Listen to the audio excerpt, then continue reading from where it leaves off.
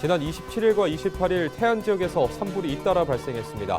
두 산불 모두 진화가 된 가운데 산림당국은 정확한 산불 원인을 조사하고 있습니다. 태안에서 흉기를 들고 새벽까지 돌아다니며 시민을 위협한 60대 남성이 검찰로 송치됐습니다. 해당 남성은 이미 상습 절도 혐의로 입건돼 있었던 것으로 알려져 있습니다. 천안에서 개울에 빠진 70대 남성이 심정지 상태로 병원으로 이송됐지만 숨졌습니다. 경찰과 소방당국은 저체온증으로 사망한 것으로 추정하고 있습니다. 아산의 한 고등학교에서 30대 교사가 훈육 과정에서 학생을 폭행한 혐의로 경찰에 불구속 입건됐습니다. 해당 교사는 학생의 태도가 좋지 않아 화가 났다는 취지로 진술한 것으로 전해졌습니다.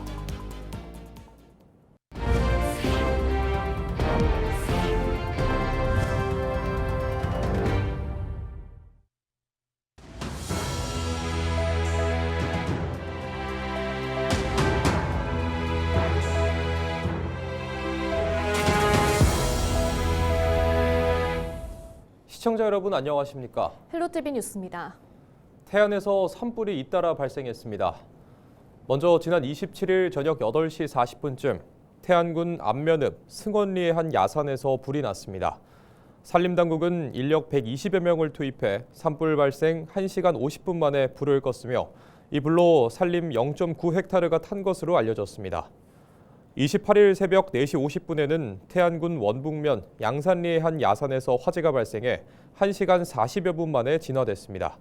다행히 이번 산불로 인한 인명피해는 없었습니다. 산림당국은 산불 원인을 조사하고 있습니다. 태안에서 흉기를 들고 새벽까지 돌아다니며 시민을 위협한 60대 남성이 구속돼 검찰로 넘겨졌습니다. 27일 태안경찰서는 공공장소 흉기 소지와 특수공무집행 방해 등 혐의로 62살 A씨를 구속 송치했다고 밝혔습니다. A씨는 지난달 14일 밤부터 다음 날 새벽까지 흉기를 들고 태안읍 일대를 돌아다니며 지나가는 시민을 위협한 혐의를 받고 있습니다. 경찰은 테이저건을 사용해 A씨를 현행범으로 체포했습니다. 경찰 조사 결과 A씨는 이미 상습 절도 혐의로 입건돼 있었으며 당시 누군가 자신을 쫓아온다는 망상 증세를 보인 것으로 파악됐습니다. 천안에서 70대 남성이 개울에 빠져 숨지는 사고가 발생했습니다. 지난 27일 저녁 7시 10분쯤 천안시 동남구 목천읍에서 A씨가 개울에 빠졌습니다. 가족의 신고를 받고 출동한 소방당국은 심정지 상태의 A씨를 발견하고 병원으로 이송했지만 결국 숨졌습니다. 경찰과 소방당국은 A씨가 도랑에 빠진 뒤 의식을 잃고 저체온증으로 사망한 것으로 추정하고 자세한 원인을 조사하고 있습니다. 아산의 한 고등학교에서 30대 교사가 훈육 과정에서 학생을 폭행한 혐의로 경찰에 불구속 입건됐습니다. 교사 A씨는 지난달 31일 교실에서 학생의 머리 등을 여러 차례 때린 혐의를 받고 있습니다. A씨는 수업에 적극적으로 참여하지 않는 학생을 지도하던 중 태도가 좋지 않아 화가 났다는 취지로 경찰에 진술한 것으로 알려졌습니다. 경찰은 조사를 마치고 다음 주 중 검찰에 송치할 예정입니다.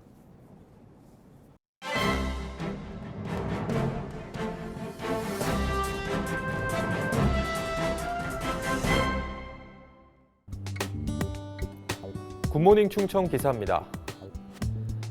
충남교육청 직속기관 3곳이 체결한 수의계약 요건 및 절차에 위반 소지가 있다는 주장이 제기됐습니다. 법령상 경쟁 절차를 거쳐야 하는 금액 구간에서도 대거 1인 수의계약을 체결해 왔다는 건데요. 충남도 의회 자료를 보면 교육과정평가정보원, 학생교육문화원, 진로융합교육원 등은 지난해 총 27건의 용역을 1인 수의계약으로 집행했습니다. 이 중 상당수는 추정 가격이 2천만 원 이상입니다.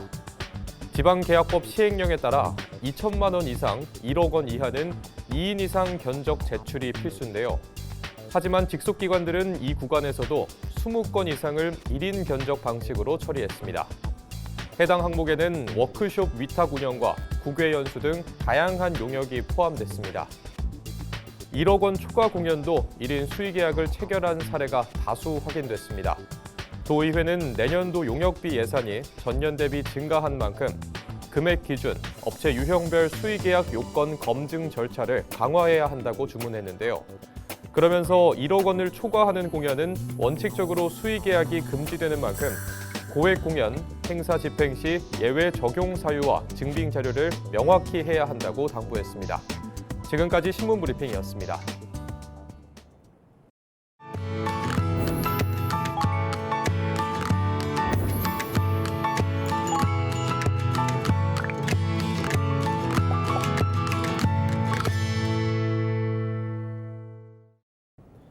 케이블 TV 공동기획 우리 동네 영웅 시간입니다. 포항 사과 주산지인 기북면도 갈수록 인구가 줄면서 소멸 위기에 있는 곳인데요. 그런 산골 마을에 농촌에서 살아보기 프로그램이 운영되면서 변화가 일고 있습니다. 이를 주도하는 특별한 모녀의 이야기를 소개합니다. KTHCN 공희철 기자입니다. 포항 사과 주산지이기도 한 마을. 이곳에 정착한 모녀의 하루는 텃밭 일가로 시작합니다. 예정을 쏟은 작물들이 하루하루 커가고 수확하는 기쁨은 말로 표현하기 어렵습니다. 대학 졸업 후 엄마를 따라 귀농한 20대 딸 최소윤 씨도 제법 농부의 모습을 갖췄습니다. 그녀의 또 하나의 임무는 기북면을 알리는 겁니다. 지난해부터 엄마와 함께 농촌에서 살아보기 프로그램을 맡으며 감각적인 SNS 영상까지 제작해 기북면의 매력을 전파합니다. 바쁜 하루로 지루할 틈이 없습니다. 막상 오면은 놀 게 없으면 안 되잖아요. 근데 청년분들이 이렇게 오셔가지고 뭐 체험 농장이라든지 카페라든지 식당이라든지 그런 거를 많이 열고 있으면은 기북 안에서도 놀 수도 이렇게 한 하루 코스로 이렇게 놀 수 있겠네라는 거를 가지게 된다면은 좀 기북이 관광 쪽으로 활성화가 많이 되지 않을까 싶습니다. 농촌에서 살아보기 프로그램 운영 2년 차. 30여 명의 타 지역민이 기북을 찾았고 실제 포항으로 귀농 기촌을 돕는 공간으로 자리 잡았습니다. 살아보기 기간 동안에는 사람이 거주하시니까 밤에 불도 들어오고 이제 이렇게 마을의 어르신들도 지나다니면서 이렇게 유모차 밀고 가시면서 인사도 하시고 이래가 마을 어르신들이 좀 많이 이렇게 활기가 된다 그래야 되나 그래요. 이 대표는 농부가 벼를 심고 수확을 하듯 소멸 위기에 직면한 기북면에 다시 사람들이 옹기종기 모여 살아갈 수 있는 씨앗을 심고 싶습니다. 저희 책에도 보면 이게 사진 한 장에 동네 애들이 이렇게 소복이 나왔는 사진이 있어요. 근데 지금은 이 동네 애기가 없어요. 근데 앞으로는 우리 마을에 더 많은 사람이 들어와서 이렇게 청년들이 들어와서 애기도 많이 낳고 예전처럼 저녁 때 되면 누구야 밥 먹으러 와 이러고 이 집 저 집에서 막 부르는 소리가 들렸으면 좋겠어요. 고령화와 청년층 유출로 이 마을도 빈집이 늘어가고 있지만 이들 모녀는 희망을 버리지 않습니다. 저는 기북이라는 숲에서 이제 하나의 나무 같은 사람이 되고 싶습니다. 이렇게 기북이랑 잘 어울리는 그런 사람이 되고 싶어요. 저는 할머니들이랑 행복하게 살았으면 좋겠어요. 그냥 그렇게 같이 놀고 갔으면 좋겠습니다. HCN 뉴스 공희철입니다.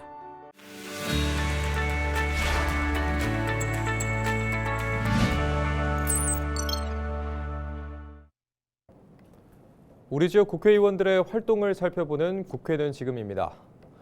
어기구 의원이 대표 발의한 K스틸법이 국회 본회의를 통과했습니다. 법안은 국회 철강 포럼 주도로 여야 의원 106명이 공동 발의해 발의 4개월 만에 신속 처리됐습니다. 특별법에는 저탄소 철강 특구 지정과 규제 특례, 해외 우수 인력 유치 지원 등 내용이 담겼습니다.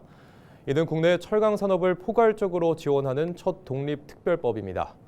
어기구 의원은 철강 산업 위기 속에서 국가적 대응 체계를 마련한 역사적 순간이라며 후속 입법까지 추진해 구조적 위기를 돌파하겠다고 밝혔습니다.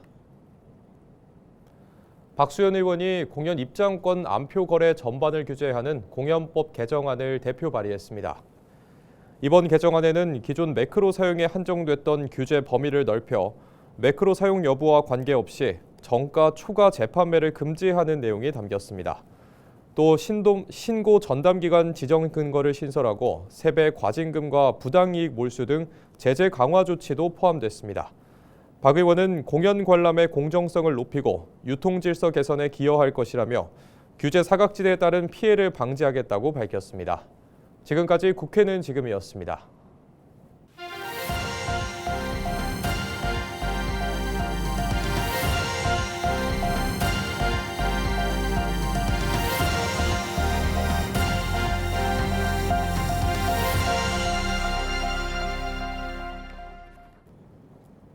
서해안 고속도로에서 버스와 경차가 추돌하는 사고가 발생했습니다.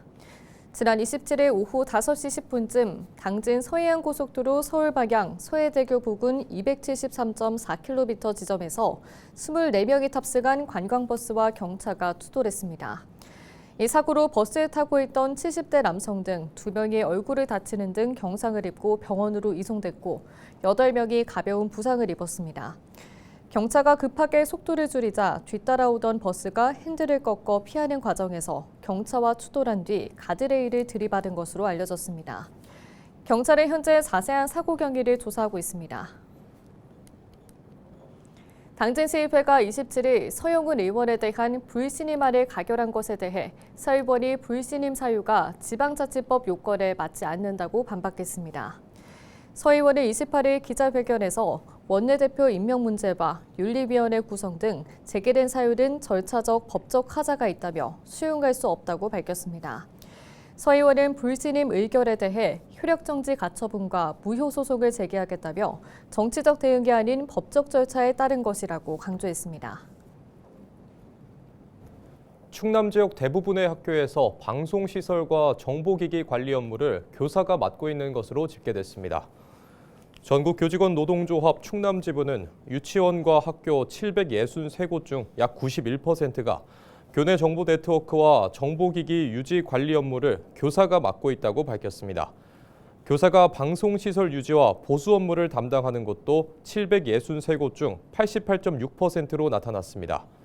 전교조는 교사가 교육활동에 전념할 수 있도록 방송시설과 정보화기기 전담 인력 충원이 필요하다고 지적했습니다. 한편 지난 추석 연휴에 숨진 아산의 한 중학교 교사는 교내 방송과 정보화기기 관리 등을 맡으면서 스트레스에 시달린 것으로 전해졌습니다. 음주운전 사고 뒤 경찰의 음주 측정을 거부해 1심에서 징역형을 받고 법정 구속된 최강희 충남도 의원이 항소심에서 선처를 호소했습니다. 27일 대전지법에서 열린 항소심 결심 공판에서 깊이 반성하고 있다며 다시 한번 지역사회에 기여할 기회를 달라고 말했습니다. 검찰은 재판부에 항소를 기각해달라고 요청했습니다. 한편 최 의원은 지난해 경찰의 음주 측정 요구를 거부한 채 2km가량을 추가 운전한 혐의로 재판에 넘겨졌습니다. 1심 재판부는 경찰관을 비난하고 영향력을 행사하려 했다며 징역 1년을 선고했습니다. 항소심 선고는 다음 달 16일에 내려집니다.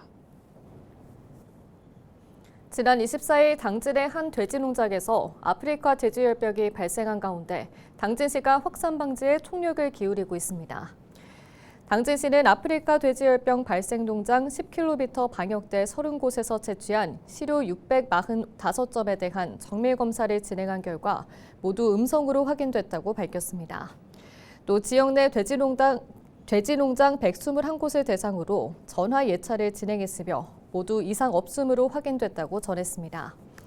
한편 당진시는 아프리카 돼지열병 확산 방지를 위해 확진 농장과 함께 관리되는 3개 농장에 대한 살처분을 완료했습니다. 또 도축장 등 역학 관련 차량에 대해서는 이동 제한 또는 세척 소독 명령을 시행하고 있습니다. 청운대학교와 사단법인 코익스가 한국국제협력단이 추진하는 몽골 관광 인력 역량 강화 프로젝트 수행을 위해 봉사단 1기를 파견합니다. 봉사단은 13명으로 구성됐으며 3개월 동안 몽골 관광 교육 종합센터 등에서 실무 매뉴얼 개발과 홍보 채널 구축 등을 수행하게 됩니다. 또 관광교육 프로그램 개발과 디지털 홍보 콘텐츠 제작 등도 진행할 계획입니다. 청운대와 코익스는 이번 1기 파견을 시작으로 오는 2028년까지 몽골에 봉사단 6팀을 파견할 예정입니다. 한편 코익스는 지난 2016년 외교부 허가를 받은 비영리 사단법인입니다.